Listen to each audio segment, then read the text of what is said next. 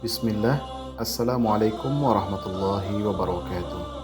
Teman-teman yang berbahagia, video ini kami buat dalam rangka pelaksanaan tugas kelompok mata kuliah Perencanaan Pendidikan Islam dengan dosen pengampu Dr. Haji Asmendri SAG MPD, Program Studi S2 Manajemen Pendidikan Islam UIN Mahmud Yunus Batu Sangkar, semester 1 tahun ajaran 2024-2025. Teman-teman, hari ini dunia pendidikan Indonesia dihadapkan kepada kondisi di mana ada 53 juta peserta didik kita. Sedangkan untuk menghadapi itu semua, Indonesia cuma memiliki 3,5 juta tenaga pendidik. Dan lebih disayangkan lagi, dari 3,5 juta tersebut cuma 2,1 juta yang disebut sebagai tenaga pendidik yang terkualifikasi. Oleh sebab itu teman-teman semua, dunia pendidikan Indonesia sangat membutuhkan kepada yang namanya rencana pengembangan SDM pendidik dan tenaga kependidikan. Baik teman-teman, ketika kita berbicara tentang pengembangan sumber daya manusia, maka langkah pertama yang perlu kita ketahui adalah apa itu pengembangan SDM.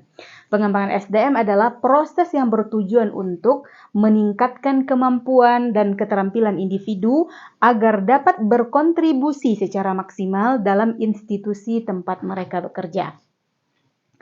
Kemudian, yang menjadi cakupan dari pengembangan SDM itu ada 3 hal yang mesti kita ketahui. Yang pertama adalah berkaitan dengan pendidikan, yang kedua adalah berkaitan dengan pelatihan, dan yang ketiga adalah rencana pengembangan karir.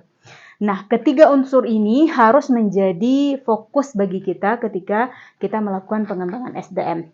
Lalu, apa tujuan dari pengembangan SDM ini? Tentunya di setiap proses yang kita lakukan dalam pengembangan SDM ada tujuan. Yang pertama adalah mempersiapkan SDM yang expert atau profesional. Yang kedua adalah menjawab tantangan dan perubahan zaman atau teknologi. Yang ketiga adalah menjawab kebutuhan yang berkaitan dengan kebutuhan lokal serta yang berkaitan dengan konteks budaya, dan yang terakhir adalah menciptakan sistem evaluasi yang efektif dalam pengembangan SDM.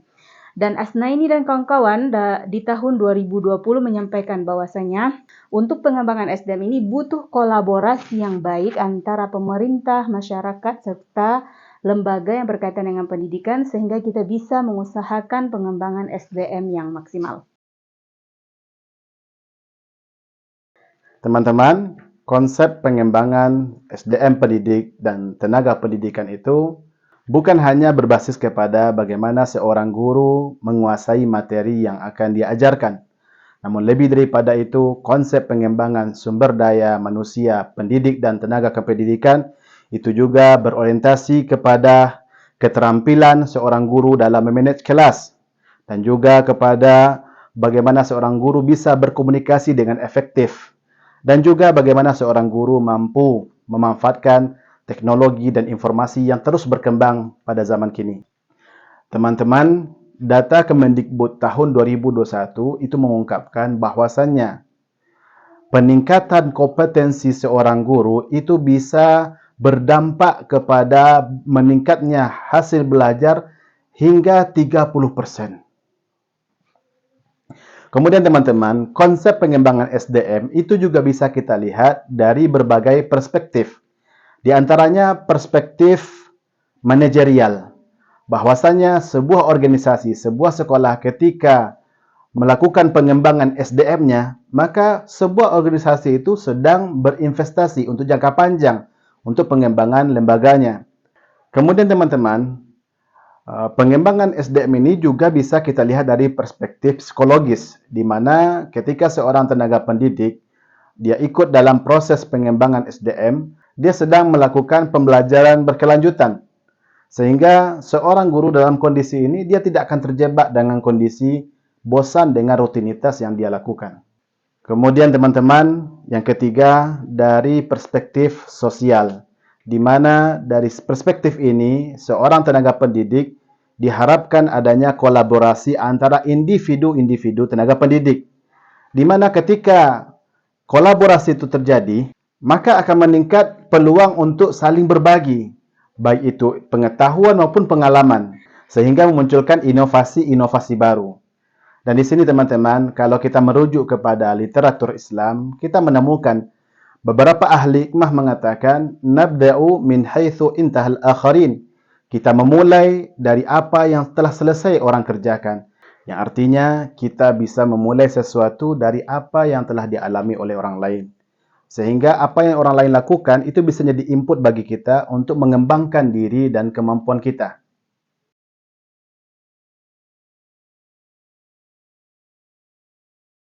Dalam teori pengembangan SDM, kita harus memperhatikan teori pembelajaran orang dewasa, di mana kita harus bedakan antara pembelajaran orang dewasa dengan anak-anak.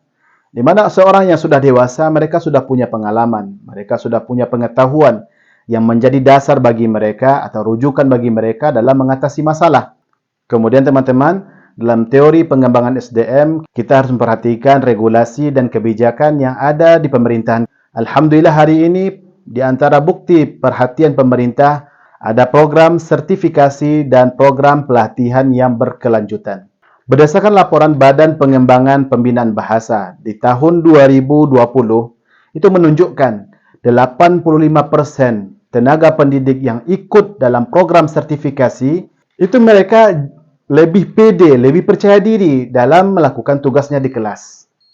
Dan program ini teman-teman menunjukkan bahwasanya pemerintah kita sangat memperhatikan aspek pengembangan dunia pendidikan. Dan yang paling penting untuk dikembangkan yaitu adalah tenaga pendidik dan kependidikan. Setelah mendengarkan pemaparan tentang konsep dan teori pengembangan SDM, maka kita melangkah kepada pemahaman terhadap peran dari pendidik dan tenaga kependidikan.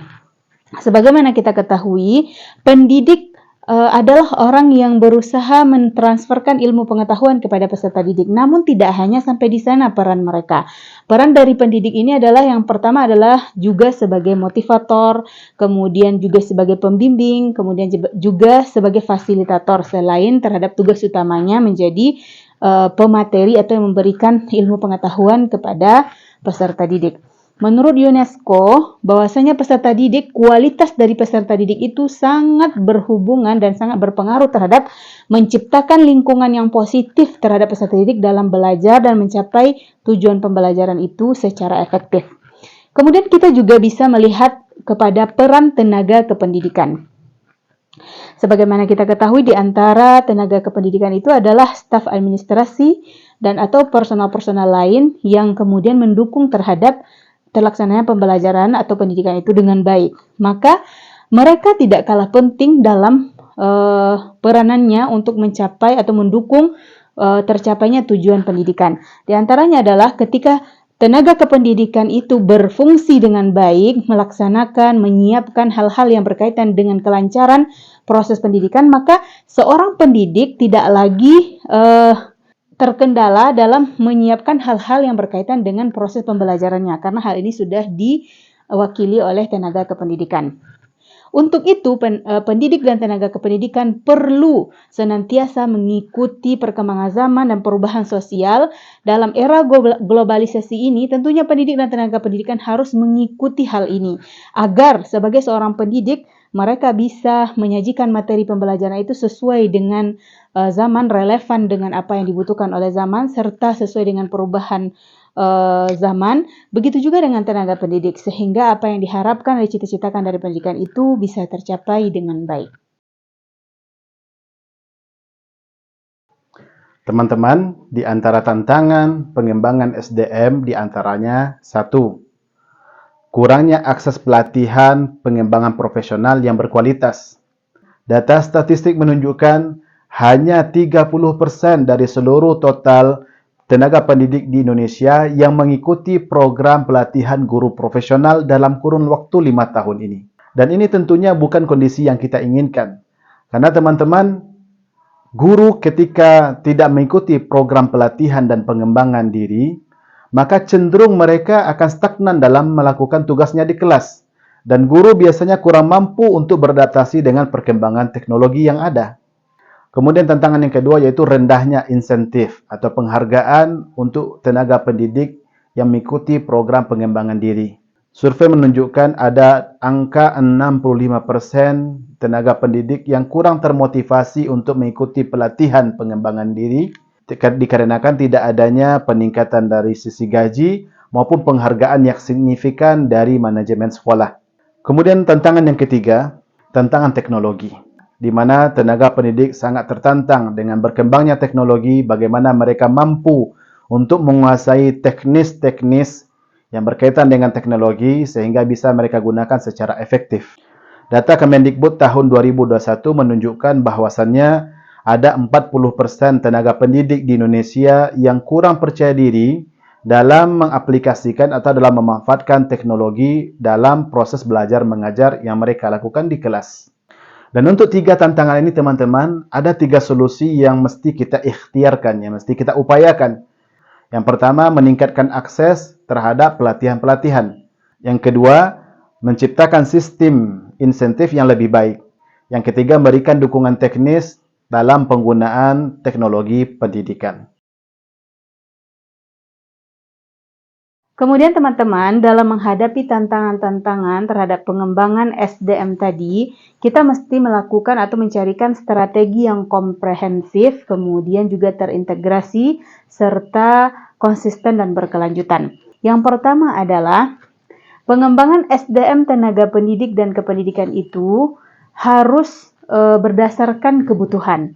Menurut Cendrawijaya MPD tahun 2020, beliau mengatakan bahwasanya pengembangan SDM yang berdasarkan analisis kebutuhan akan berdampak positif terhadap peningkatan kompetensi sumber daya manusia atau akan berdampak positif terhadap kompetensi pendidik. Yang kedua, strategi yang bisa kita laksanakan adalah lembaga pendidikan bekerja sama dengan organisasi yang profesional. Dalam hal ini dapat kita contohkan bahwasanya sebuah lembaga pendidikan melaksanakan kerjasama mungkin dengan universitas atau melaksanakan dengan lembaga profesional lainnya dalam pelaksanaan workshop atau pelatihan dalam meningkatkan kualitas atau pengembangan SDM terhadap pendidiknya. Yang ketiga yang menjadi strategi dalam pengembangan SDM itu adalah pemanfaatan teknologi di era digital ini, di mana banyaknya platform media sosial yang bisa menjadi sumber pelatihan dan pengembangan bagi pendidik dan tenaga kependidikan. Menurut Rusi Rusmiati Aliyah, beliau mengatakan bahwasanya pengembangan SDM yang berdasarkan kepada teknologi dan kemajuan zaman ini akan lebih bermanfaat dan bisa dirasakan oleh seluruh lapisan pendidik dimanapun berada, terutama di daerah yang terpencil, karena pelatihan yang berdasarkan strategi pengembangan yang berdasarkan kepada teknologi ini bisa mencakup seluruh pendidik tanpa batasan geografis.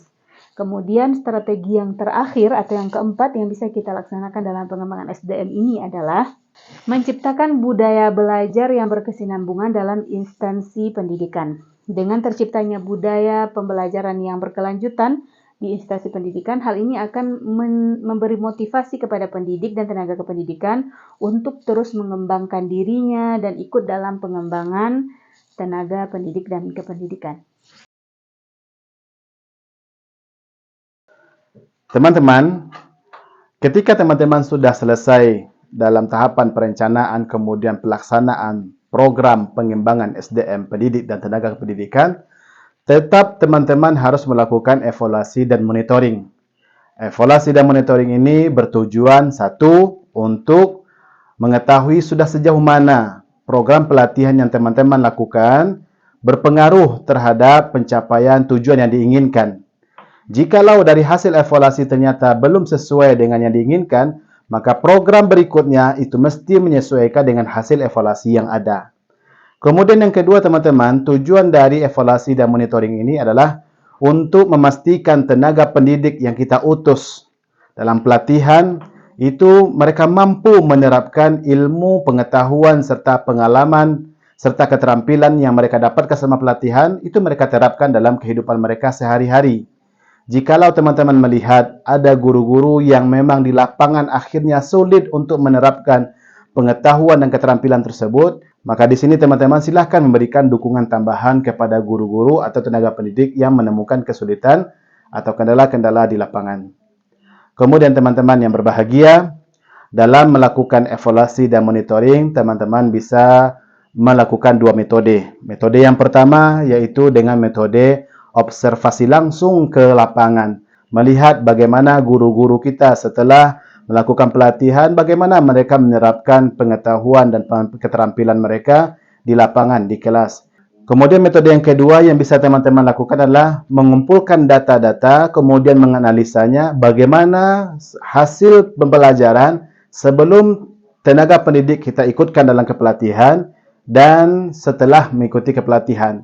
Sebuah kepelatihan yang sukses itu akan terindikasi dari meningkatnya hasil pencapaian pembelajaran. Kemudian kita akan membahas tentang faktor-faktor yang mendukung terhadap pengembangan sumber daya manusia, pendidik, dan tenaga kependidikan. Ada 5 faktor yang ingin kita bahas. Yang pertama adalah kebijakan pemerintah yang melalui Kemendikbud untuk melaksanakan program-program pelatihan dan pengembangan untuk meningkatkan kualitas pengajaran dari pendidik. Hal ini diantaranya adalah program sertifikasi guru, di mana di sana guru-guru dilatih, diberikan pengetahuan dan pengembangan, sehingga hasil dari pelatihan ini bisa membuat guru lebih mudah dalam menyesuaikan diri dengan perkembangan zaman. Kemudian yang kedua adalah faktor keikutsertaan lembaga pendidikan tinggi yang kemudian juga menawarkan dengan program pasca sarjana untuk melanjutkan pendidikan bagi para pendidik ataupun tenaga kependidikan. Kemudian hal ini berdampak kepada pendidikan yang terus berkelanjutan. Adapun yang ketiga adalah kerjasama antara lembaga pendidikan dengan industri. Hal ini memberikan wawasan yang baru kepada pendidik atau tenaga kependidikan sehingga mereka lebih sesuai dengan perkembangan zaman dan teknologi. Menurut Rafida tahun 2021 bahwasanya efek dari faktor ketiga dalam pendukung dari pengembangan SDM ini adalah sekolah-sekolah yang bekerja sama dengan industri dalam pendidikan ini, itu mereka mendapatkan sesuatu ilmu pengetahuan yang berkaitan dengan teknologi dan itu menjadi relevan dan memberikan dampak positif terhadap pengalaman belajar juga bagi peserta didik nantinya. Adapun yang keempat, faktor yang menjadi pendukung dalam pengembangan SDM itu adalah budaya organisasi yang mendukung terhadap pengembangan individu. Jika hal ini terrealisasi, maka ini akan sangat mendukung terhadap pengembangan SDM, pendidik dan tenaga kependidikan. Dan faktor yang terakhir yang mendukung terhadap pengembangan sumber daya manusia, pendidik dan tenaga kependidikan adalah adanya ketersediaan finansial, di mana ketika ketersediaan finansial ini diberikan dalam porsi yang cukup atau lebih besar, ini akan berdampak kepada kualitas pendidikan yang lebih baik, sehingga pendidik ataupun tenaga kependidikan lebih bersemangat dan termotivasi dalam mengikuti pengembangan sumber daya manusia ini. Dan berikutnya kita lanjutkan dan kita sempurnakan dengan apa saja sih yang menjadi faktor penghambat dalam pengembangan SDM ini. Terakhir teman-teman, memang di lapangan ada ditemukan faktor-faktor penghambat. Namun kita sampaikan ini supaya kita semua bisa mempersiapkan segala sesuatu dengan lebih maksimal. Di antara faktor penghambat yang sering ditemukan teman-teman, satu, kurangnya dukungan dari manajemen sekolah terhadap program pengembangan SDM. Data dari Lembaga Penelitian Pendidikan itu menunjukkan ada 40% tenaga pendidik itu merasa mereka tidak didukung oleh manajemen sekolah untuk mengembangkan diri mereka. Kemudian yang kedua, faktor waktu, di mana tenaga pendidik merasa terjebak dengan rutinitas yang ada, baik bersifat pembelajaran maupun administrasi pembelajaran. Data dari Rafida tahun 2021 itu menyebutkan bahwasanya ada 60% guru itu merasa kesulitan untuk mengikuti pelatihan karena mereka sudah memiliki beban kerja yang cukup tinggi. Kemudian yang ketiga, kurangnya akses teknologi. Berdasarkan data dari Kemendikbud, ada 30% guru-guru atau tenaga pendidik kesulitan dalam mengakses pelatihan-pelatihan secara online, dan terutama ini di daerah-daerah yang terpencil. Kemudian yang keempat, persepsi yang negatif terhadap pelatihan itu sendiri. Sebahagian tenaga pendidik merasa pelatihan yang diberikan kepada mereka itu tidak relevan dengan kondisi pembelajaran yang mereka lakukan di kelas atau tidak cocok dengan peserta didik mereka di kelas. Kemudian yang terakhir, yang menjadi penghalang atau menjadi faktor penghambat dalam pengembangan SDM ini adalah minimnya atau kurangnya insentif yang didapatkan oleh pendidik ketika mereka mengikuti pelatihan. Dan ini teman-teman ditunjukkan dari data Hidayat et al. Pada tahun 2021 bahwasanya ada 55% guru yang tidak termotivasi untuk mengikuti pelatihan karena memang tidak adanya insentif tambahan atau tidak adanya penghargaan yang signifikan yang mereka dapatkan ketika mereka mengikuti pelatihan. Semoga teman-teman tantangan-tantangan ini bisa teman-teman taklukkan, penghambat-penghambat ini bisa teman-teman singkirkan sehingga pengembangan SDM di lembaga teman-teman masing-masing itu bisa ditingkatkan secara maksimal. Alhamdulillah teman-teman, alhamdulillah kita sudah sampai pada sesi terakhir dari presentasi makalah kami dari kelompok 7 terkait rencana pengembangan SDM pendidik dan tenaga kependidikan, di mana mudah-mudahan pemaparan yang kami sampaikan tadi bisa menjadi input positif bagi kita, kemudian menjadi bahan untuk kita telaah lebih dalam lagi, dan tentunya besar harapan dari materi ini kita bisa merealisasikan apa-apa yang tadi poin-poin yang kami sampaikan. Kemudian terakhir kami ucapkan terima kasih banyak atas perhatian kita terima kasih banyak terhadap perhatian kita semuanya, dan kami ucapkan jazakumullah khairan. Assalamualaikum warahmatullahi wabarakatuh.